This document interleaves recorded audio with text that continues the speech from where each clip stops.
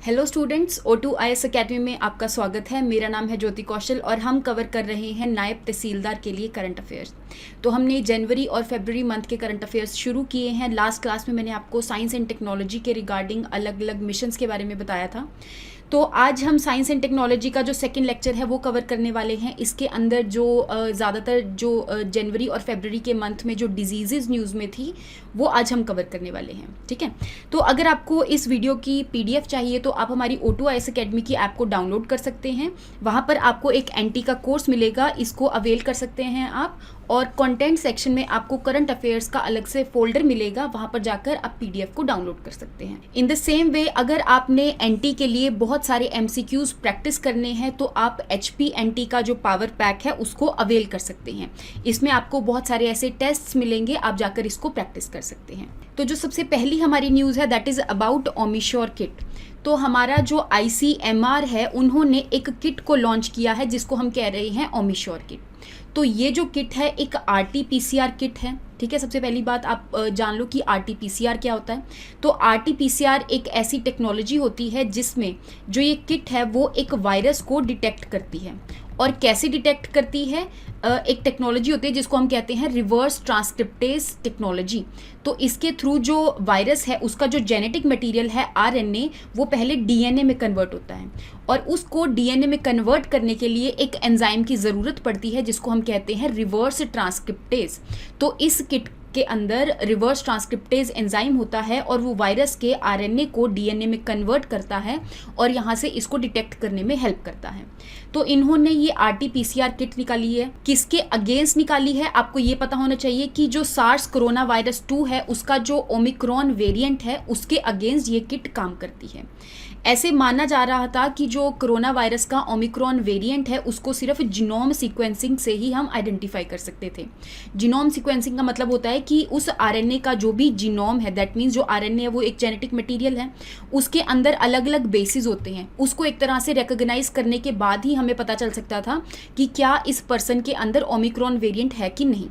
लेकिन यहाँ पर जो किट बनाई गई है उसके थ्रू जो जीनोम सीक्वेंसिंग वाला स्टेप है उसको हम एलिमिनेट कर सकते हैं और डायरेक्टली RT-PCR टेस्ट कंडक्ट करके इस ओमिक्रॉन वेरिएंट को हम डिटेक्ट कर सकते हैं कि क्या ये किसी पर्सन में प्रेजेंट है कि नहीं। आई होप आपको यहाँ तक समझ में आया होगा। अगर मैं ICMR की बात करूँ तो आपको ये पता होना चाहिए हमारे इंडिया की एपेक्स बॉडी है जो कि ज़्यादातर जितनी भी रिसर्च है मेडिकल स्ट्रीम्स के रिगार्डिंग जितनी भी डिजीज़ वगैरह है उनको आइडेंटिफाई करना और उनके अगेंस्ट ना कोई वैक्सीन रिलीज़ करना, तो ये काम है इस बॉडी का। तो ये जो बॉडी है वो 1911 के अंदर बनी थी। उस टाइम पर इसका नाम था इंडियन रिसर्च फंड एसोसिएशन और 1949 में इसका नाम चेंज कर दिया गया Indian council of medical research. आपको ये पता होना चाहिए कि ये जो ICMR है ministry of health and family welfare के अंडर आती है, साइंस एंड टेक्नोलॉजी के अंडर ये नहीं आती। कई बार बच्चे कंफ्यूज कर जाते हैं कि क्या ये जो एपेक्स बॉडी है वो ministry of health and family welfare के अंडर आती है या साइंस एंड टेक्नोलॉजी के अंदर। इस किट के बारे में जो और चीज़ें आपने याद रखनी है कि ये इंडिजीनियसली मेड है, दैट मीन्स हमारी इंडिया की इंडियन मेड किट है। और किसने बनाई है? Tata medical and diagnostic, Tata and sons की एक कंपनी है, इन्होंने इस किट को बनाया है। नेक्स्ट हम बात करते हैं पिग हार्ट ट्रांसप्लांटेशन के बारे में। तो रिसेंटली ये न्यूज़ में इसलिए था क्योंकि एक पिग का जो हार्ट है वो ह्यूमन के अंदर ट्रांसप्लांट कर दिया गया है। तो आप यहाँ पर देख सकते हो कि दो अलग अलग स्पीशीज़ है, दैट मीन्स जो पिग है वो एक अलग स्पीशी है, ह्यूमन्स अलग स्पीशी है और यहाँ पर दो डिफरेंट स्पीशीज़ के जो ऑर्गन है उसको ट्रांसप्लांट किया जा रहा है। तो इस प्रोसेस को हम कहते हैं जीनो ट्रांसप्लांटेशन। इसको ट्रांसप्लांट करने से पहले कुछ ना कुछ जीन एडिटिंग होती है ताकि जो भी ऑर्गन ट्रांसप्लांट किया जा रहा है एक तरह से जिस बॉडी में वो ट्रांसप्लांट होगा वो बॉडी उसको रिकॉग्नाइज कर सके और उसको एक्सेप्ट कर ले। ठीक है, इसलिए कोई ना कोई जीन एडिटिंग्स वगैरह होती है। तो वो एक US की कंपनी है, इन्होंने इसकी जीन एडिटिंग करी है। बाकी ट्रांसप्लांटेशन के लिए जो ऑर्गन है वो एनाटॉमिकली सिमिलर होना चाहिए। दैट मीन्स अगर हमारा जो हार्ट है वो 4 चैम्बर्ड हार्ट है तो यहाँ पर जो भी हार्ट ट्रांसप्लांट किया जाएगा वो भी 4 चैम्बर्ड हार्ट ही होना चाहिए। दैट मीन्स जो पिग का हार्ट है वो भी 4 चैम्बर्ड हार्ट ही है। दैट मीन्स एनाटॉमिकली सिमिलर है, तभी इस हार्ट को ट्रांसप्लांट किया जा रहा है। अब इस ट्रांसप्लांटेशन में बहुत ज़्यादा ज़्यादा इश्यूज आते हैं। फॉर एग्जाम्पल, अगर जिस भी बॉडी के अंदर इस हार्ट को ट्रांसप्लांट किया जाता है वो बॉडी कई बार इन ऑर्गन्स को रिजेक्ट कर देती है। वो इसीलिए रिजेक्ट करती है क्योंकि हमारी जो इम्यून सिस्टम होता है वो हमारी बॉडी के हर एक सेल को रिकॉग्नाइज कर सकती है। अगर उसको देखे कि कोई भी जो सेल है वो बाहर से एंटर किया है हमारी बॉडी में, तो फटाफट उसको रिकॉग्नाइज करके उसके अगेंस्ट एंटीबॉडीज वगैरह बनाने लग जाती है। ठीक है, तो इस तरीके से वो किसी भी ट्रांसप्लांटेड ऑर्गन को रिजेक्ट कर सकती है। अगर मैं जीनो ट्रांसप्लांटेशन के अटेम्प्ट्स की बात करूं तो आज से बहुत पहले हिस्टोरिकली अगर मैं बात करूं तो यहाँ पर बहुत सारे ऑर्गन्स ह्यूमंस के अंदर ट्रांसप्लांट किए गए थे, लेकिन ज़्यादातर ये देखा गया कि उसमें से जो मेजॉरिटी ऑफ ट्रांसप्लांटेशन है वो फेल हो गए हैं, क्योंकि जो ह्यूमन बॉडी है उन्होंने दूसरी स्पीशीज के ऑर्गन्स को अभी तक एक्सेप्ट नहीं किया है। 1984 में एक बबून का जो हार्ट है वो एक बच्चे को दिया गया था और ये पाया गया कि वो 21 दिन के बाद वो जो बच्चा है उसकी डेथ हो गई। इन द सेम वे जिस पर्सन के अंदर इस पिग हार्ट की ट्रांसप्लांटेशन हुई है उनकी भी अभी रिसेंटली डेथ हो गई। नेक्स्ट हम बात करते हैं कि एक नई स्टडी में ये पाया गया है कि अगर किसी भी बॉडी के अंदर विटामिन डी की डेफिशिएंसी होगी तो उसकी वजह से जो उसके मसल्स हैं वो अच्छे से काम नहीं कर पाएंगे। दैट मीन्स उसके जो मसल्स हैं वो डिसफंक्शन हो जाएंगे। तो अगर मैं इस डिजीज की बात करूं या इसके बारे में बात करूं तो बेसिकली होता क्या है कि जो भी आप खाना खाते हो वो जब आपकी बॉडी के अंदर एंटर करता है तो वो ग्लूकोज के अंदर कन्वर्ट हो जाता है और अल्टीमेटली ये जो ग्लूकोज है ब्लड में जाता है और ब्लड से आपकी हर एक सेल में चले जाता है और आपको एनर्जी प्रोवाइड करता है। अब इस ग्लूकोज को मसल्स के अंदर इसकी डिपोजिशन होने शुरू हो जाती है और जो ग्लूकोज है वो ग्लाइकोजन में कन्वर्ट हो जाता है। दैट मीन्स आपको पता ही होगा कि हमारी ह्यूमन बॉडी के अंदर जो स्टोर्ड फॉर्म ऑफ ग्लूकोज है वो है ग्लाइकोजन। अगर हमें ग्लूकोज की ज़रूरत नहीं है तो वो ग्लाइकोजन में कन्वर्ट हो जाती है। तो अल्टीमेटली क्या हुआ कि ये जो ग्लाइकोजन है वो मसल्स के अंदर क्या हो गई, स्टोर हो गई। अब जब भी इस मसल्स को एनर्जी चाहिए तो वो इस ग्लाइकोजन को तोड़ के यहाँ पर ग्लूकोज के जो मॉलिक्यूल्स है उसको यूटिलाइज करती है। लेकिन अगर इस ह्यूमन के अंदर विटामिन डी की डेफिशिएंसी है तो ये जो ग्लाइकोजन से तोड़ के ग्लूकोज को यूटिलाइज करने की पावर है वो मसल्स नहीं कर पाती हैं। अल्टीमेटली मसल्स क्या करती हैं, हमारे ब्लड के अंदर से ग्लूकोज लेना शुरू कर देती हैं और उसकी वजह से जो ग्लाइकोजन है वो ब्रेक डाउन नहीं हो पाता और अल्टीमेटली जो एनर्जी है वो अदर सोर्सेज से आनी शुरू होती है। फॉर एग्जाम्पल प्रोटीन से आनी शुरू हो जाएगी और यहाँ पर प्रोटीन की डिग्रेडेशन होनी शुरू हो जाएगी। तो इसकी वजह से जो भी आपके मसल्स के अंदर प्रोटीन का कंटेंट है वो डिक्रीज होना शुरू हो जाएगा। दैट मीन्स आप देख सकते हो कि जो विटामिन डी है वो हमारी मसल्स को अच्छे से काम करने के लिए कितना ज़्यादा ज़रूरी है। अगर मैं विटामिन डी के बारे में बात करूं तो आपको ये पता होना चाहिए कि जो ए डी ई के है दैट मीन्स जो ये चारों के चारों विटामिन है वो फैट सॉल्युबल विटामिन है। बाकी जो बी और सी है वो वाटर सॉल्युबल विटामिन है। जो विटामिन डी है वो हमारी बॉडी के अंदर कैल्शियम, फॉस्फेट और मैग्नीशियम एब्जॉर्प्शन के लिए बहुत ज़्यादा काम करता है और अल्टीमेटली हमारी जो बोन्स अच्छे से काम कर पाती हैं और हमारी जो बोन्स को स्ट्रेंथ मिलती है, एक तरह से वो स्ट्रॉन्ग रहती हैं, तो वो इस विटामिन डी की वजह से ही रहती हैं।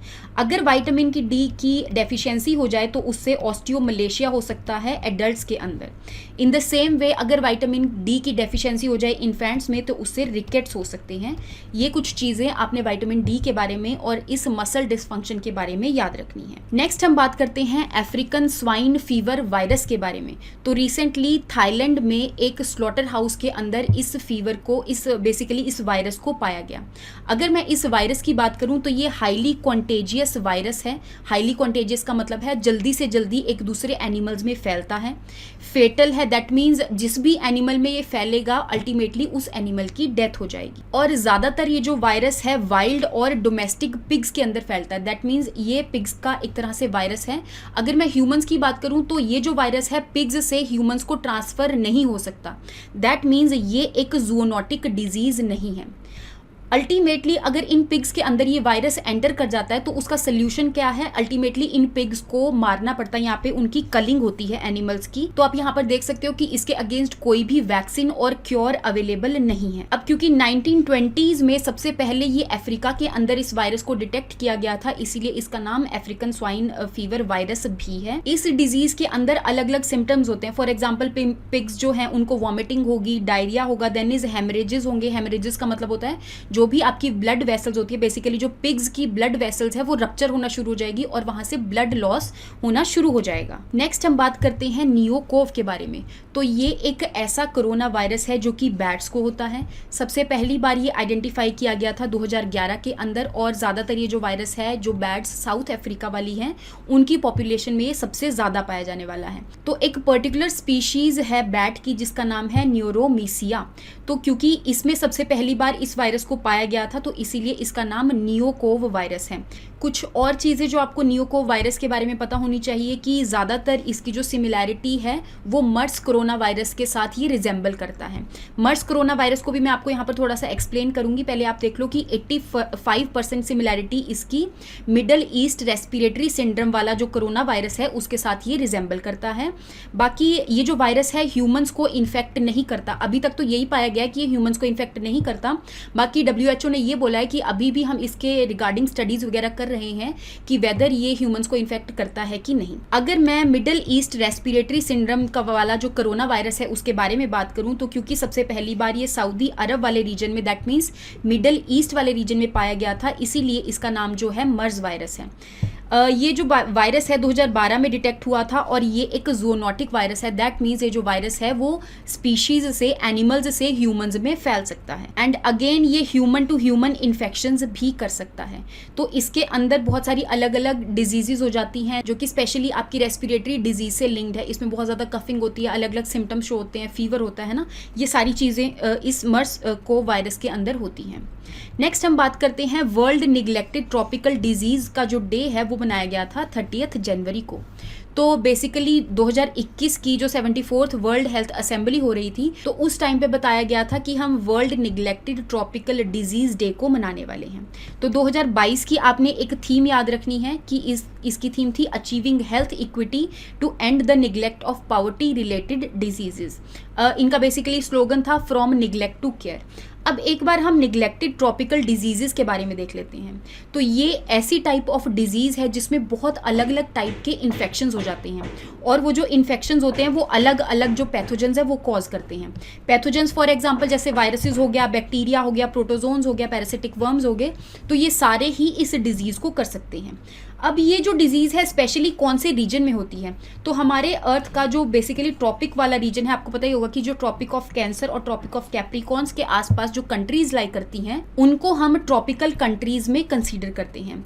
दैट मीन्स ये जो डिजीज़ है ज़्यादातर ट्रॉपिकल कंट्रीज़ के अंदर होती है और ज़्यादातर ये डेवलपिंग कंट्रीज़ के अंदर होती है। दैट मीन्स ऐसी कंट्रीज जिसमें अभी तक इतनी ज़्यादा फैसिलिटीज़ वगैरह नहीं प्रोवाइड करी गई है, इतनी ज़्यादा हेल्थ एंड हाइजीन के ऊपर ध्यान नहीं दिया गया है, तो ज़्यादातर उन कंट्रीज़ में ये डिजीज़ होती हैं। तो अगर मैं बात करूं कि ये डिजीज़ फैलती कैसे हैं, तो जितना भी आपका जो भी गंदा पानी होगा तो एक तरह से वो सोर्स बनेगा मस्कीटोज़ के लिए, और ज़्यादातर ये जो मस्कीटोज़ हैं यहाँ पर ब्रीड करेंगे और अल्टीमेटली जो इन्फेक्शन है उसको फैला देंगे। दैट मीन्स जो हेल्थ एंड हाइजीन है वो बहुत ज़्यादा इंपॉर्टेंट है और उसी की वजह से इन डिजीज़ को प्रिवेंट भी किया जा सकता है और ट्रीट भी किया जा सकता है। तो आपको पता होना चाहिए कि निग्लेक्टेड ट्रॉपिकल डिजीज जो है वो कहाँ पर होती हैं और बेसिकली इनके अंदर कौन कौन सी डिजीजेस होती हैं। तो बेसिकली आपको ये पता होना चाहिए कि ये जो डिजीजेस हैं वो गंदे खाने और पानी से फैलती हैं। नेक्स्ट हम बात करते हैं एक वायरस है जिसका नाम है जापानीज एन्सेफेलाइटिस वायरस। इस वायरस के अगेंस्ट एक इम्यूनो सेंसर को बनाया गया है। वो किसने बनाया है, तो हमारा जो हैदराबाद वाला इंस्टीट्यूट है, national institute of animal biotechnology Hyderabad, इसने इस इम्यून सेंसर को बनाया है। ये जो इम्यून सेंसर है वो करेगा क्या, फॉर एग्जांपल अगर जो जापानीज एन्सेफेलाइटिस वायरस है अगर वो किसी की बॉडी के अंदर एंटर कर जाएगा तो वो अल्टीमेटली एक सिक्रीटरी प्रोटीन रिलीज करेगा। इस सिक्रीटरी प्रोटीन को हम बोलते हैं नॉन स्ट्रक्चरल 1 सिक्रीटरी प्रोटीन, और ये जो इम्यूनो सेंसर है वो अल्टीमेटली इसकी बॉडी के अंदर से उस सिक्रीटरी प्रोटीन को रिकॉग्नाइज कर सकता है। दैट मीन्स जैसे ही ये वायरस एक बॉडी के अंदर एंटर किया वैसे ही इस इम्यूनो सेंसर ने इसको डिटेक्ट कर लिया और अल्टीमेटली हमारी जो बॉडी इसके अगेंस्ट एंटीबॉडीज बनाती है तो वो बनाने में बहुत ज़्यादा टाइम लग जाता है और उसको डिटेक्ट करने में और भी ज़्यादा डिले हो जाता है। इस वजह से ये जो इम्यूनो सेंसर है इसका काम है कि ये इस डिजीज़ को अर्ली डिटेक्शन कर सकता है। अगर मैं जापानीज एन्सेफेलाइटिस की बात करूं तो ये एक ऐसी डिजीज है जो कि फ्लैवी वायरस कॉज करता है। मैंने आपको बताया ना कि कोरोना वायरस की एक ग्रुप ऑफ फैमिली है जो कि डिजीजेस को कॉज करती हैं। इन द सेम वे एक ग्रुप है फ्लैवी वायरस। ये जो फ्लैवी वायरस के अंदर जितने भी वायरसेस आते हैं वो क्या करते हैं, जापानीज एन्सेफेलाइटिस कॉज करते हैं। अब इस डिजीज में होता क्या है कि हमारा जो ब्रेन होता है उसके आसपास वाली जो मेम्ब्रेन्स होती हैं वो एक तरह से वहां पर ये जो वायरस है वहां पर रिजाइड करने लग जाता है और वहां पर जो ब्रेन की मेम्ब्रेन्स होती हैं उसकी इन्फ्लेमेशन हो जाती है, दैट मीन्स उनकी स्वेलिंग हो जाती है, तभी इसका नाम एन्सेफेलाइटिस है। जहां पे भी आपको एन्सेफेलॉन वर्ड मिलेगा that means this word is related to brain.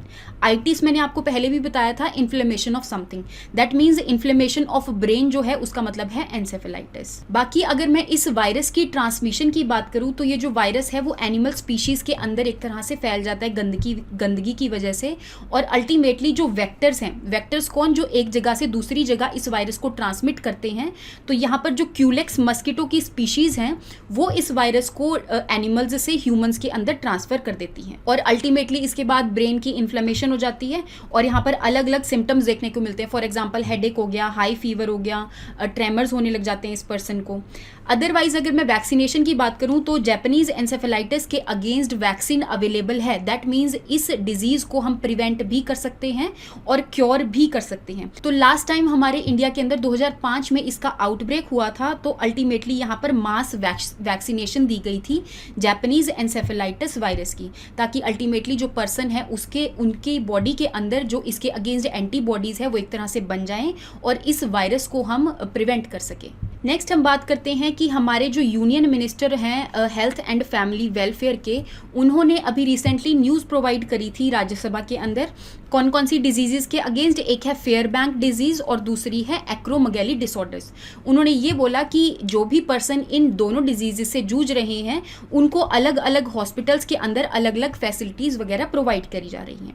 अगर मैं एक्रोमेगैली डिसऑर्डर के बारे में बात करूँ तो इस डिसऑर्डर के अंदर हमारे जो ब्रेन है उसके अंदर एक ग्लैंड होती है जिसको हम बोलते हैं पिट्यूटरी ग्लैंड। ये जो पिट्यूटरी ग्लैंड है वो एक हार्मोन रिलीज करती है जिसका नाम है ग्रोथ हार्मोन। ये जो ग्रोथ हार्मोन है वो एक लिमिटेड अमाउंट के अंदर ही सिक्रीट होना चाहिए। अगर इससे ज़्यादा सिक्रीट होगा तब भी प्रॉब्लम है और अगर इससे कम सिक्रीट होगा तब भी ये प्रॉब्लम करता है। दैट मीन्स ये जो हार्मोन है पर्टिकुलर अमाउंट के अंदर ही रिलीज होना चाहिए। अब जब ग्रोथ हार्मोन ज़्यादा प्रोडक्शन हो जाती है, इसकी मतलब बहुत ज़्यादा क्वांटिटी में प्रोड्यूस हो जाता है, उस टाइम पे जो हैंड्स हैं, फेस है, फीट हैं, उसकी बहुत ज़्यादा एक तरह से ग्रोथ होने लग जाती है। या फिर हम इसको कह सकते हैं कि यहाँ पर एबनॉर्मल ग्रोथ होती है हैंड्स, फीट्स एंड फेस की। तो इसके अंदर अलग अलग बेसिकली सिम्टम्स शो होते हैं। फॉर एग्जाम्पल फ्रीक्वेंट हेडेक्स हो गया, एबनॉर्मल वेट गेन हो गया, तो अलग अलग चीज़ें इस डिजीज़ के अंदर होने लग जाती है। तो यहाँ पर जो राज्यसभा है उसके अंदर यही इन्फॉर्मेशन प्रोवाइड करी गई कि हम यहाँ पर फ्री ऑफ कॉस्ट या फिर सब्सिडाइज्ड रेट के ऊपर इनकी जो फैसिलिटीज़ हैं वो प्रोवाइड कर रही हैं एम्स वगैरह के अंदर। नेक्स्ट हम बात करते हैं फेयरबैंक डिजीज़ के बारे में। इसको हम मल्टीपल एपिफिजियल डिस्प्लेजिया भी कहते हैं और ये एक रेयर जेनेटिक डिसऑर्डर है। दैट मीन्स बहुत सारे लोगों में रेयरली ही ये डिसऑर्डर होता है। दैट मीन्स आप लगा सकते हो कि 10,000 बर्थ में से सिर्फ एक पर्सन को ही, एक बच्चे को ही ये डिसऑर्डर हुआ है। इसके अंदर होता क्या है, देखो जो आपकी बोन्स होती है उसकी बढ़ने का एक तरीका होता है, उसको हम कहते हैं ऑसिफिकेशन। जो बोन्स होती है उसके अंदर जो कार्टिलेजेस वगैरह होते हैं वो डिपॉजिट होने शुरू हो जाते हैं। अल्टीमेटली यहाँ पर जब मिनरल डिपॉजिट होंगे तो जो कार्टिलेज है एक तरह से बोन में कन्वर्ट हो जाएगा और यहाँ पे बहुत ज़्यादा स्ट्रॉन्ग बन जाएगी। तो इस डिजीज़ के अंदर जो ऑसिफिकेशन की प्रोसेस होती है वही डिफेक्टिव हो जाती है। दैट मीन्स जो बोन्स है उसमें जो ऑसिफिकेशन है, या मैं बोलूँ कि जो कार्टिलेज की डिपोजिशन है वो बिल्कुल अलग अलग जगह पे होने लग जाती है, जहाँ पे एक तरह से बोन्स की एबनॉर्मल ग्रोथ होने लग जाती है। तो आप यहाँ पर देख सकते हो कि जो बोन्स एक तरह से ये नॉर्मल लेग है और ये एबनॉर्मल लेग है जिसको एक फेयरबैंक डिजीज़ है। दैट मीन्स इसकी बॉडी के अंदर जो बोन्स है अच्छी तरह से डेवलप नहीं हुई है, कहाँ से उनको ग्रो करना चाहिए वहाँ से ये ग्रो नहीं करी हैं, तो इसी को हम कहते हैं फेयरबैंक डिजीज़। तो यहाँ पर यही बताया गया कि एम्स के अंदर इसके जो फैसिलिटीज़ वगैरह हैं वो फ्री और सब्सिडाइज्ड रेट पर प्रोवाइड करी जा रही हैं। नेक्स्ट हम बात करते हैं लासा फीवर के बारे में। तो रिसेंटली न्यूज़ में इसीलिए था क्योंकि जिन भी लोगों को लासा फीवर था यूके के अंदर, उनकी अभी रिसेंटली डेथ हो गई है। अगर मैं लासा फीवर की बात करूं तो ये एक ऐसा फीवर है जिसके अंदर जो वायरस ओरिजिनेट करा है वो कहाँ पर पाया जाता है, वेस्ट अफ्रीका वाले रीजन में। दैट मीन्स ये जो वायरस है वेस्ट अफ्रीका में एंडेमिक है। सबसे पहली बार ये जो वायरस है 1969 में नाइजीरिया का जो लासा है वहाँ पर डिस्कवर किया गया था, इसीलिए इसका नाम लासा है। देन इज़ ये जो फीवर है रैट्स के द्वारा फैलता है। जितनी भी रैट्स की स्पीशीज़ हैं, एक तरह से अगर हम उनको हैंडल करते हैं तो वो जो वायरस है वहाँ से ह्यूमन में फैल सकता है। तो इसका मतलब ये हुआ कि ये जो डिजीज़ है वो एक जूनोटिक डिजीज़ है। दैट मीन्स ये एनिमल्स से ह्यूमंस में फैलती है। अगर मैं इसके डेथ रेट की बात करूँ तो यहाँ पर इसका डेथ रेट बहुत ही ज़्यादा लो है। दैट मीन्स जिस भी पर्सन के अंदर ये वायरस आएगा तो रेयरली ही है कि उसकी डेथ हो सकती है। अब इसके अगेंस्ट एक ऐसा ड्रग भी प्रेजेंट है जिसको हम बोल रहे हैं एंटीवायरल ड्रग राइबेविरिन। तो दैट मीन्स इस लासा फीवर को हम क्योर कर सकते हैं। बाकी आपने यही याद रखना है कि जो लासा फीवर है ज़्यादातर जो फ्लूइड्स हैं जब वो कांटेक्ट में आते हैं तो इसी से ही ये जो वायरस है वो एक दूसरी जगह पर फैलता है। देन इज हगिंग से ये जो वायरस है वो नहीं फैलता है और इसके अंदर अलग अलग सिम्टम्स होते हैं जो मैंने आपको यहाँ पर शो किए हैं, जैसे कि हेडेक हो गया, सोर थ्रोट हो गया, फीवर हो गया। तो इस वायरस से ये सारे सिम्टम्स शो हो सकते हैं। तो that is all for today. I hope आपको यहाँ तक के जितनी भी डिजीजेज हैं न्यूज़ में वो सारी समझ में आई होंगी। नेक्स्ट क्लास में हम आपके जनवरी और फरवरी मंथ के जो बचे हुए करंट अफेयर्स हैं वो कवर करने वाले हैं। तो thank you so much and have a nice day.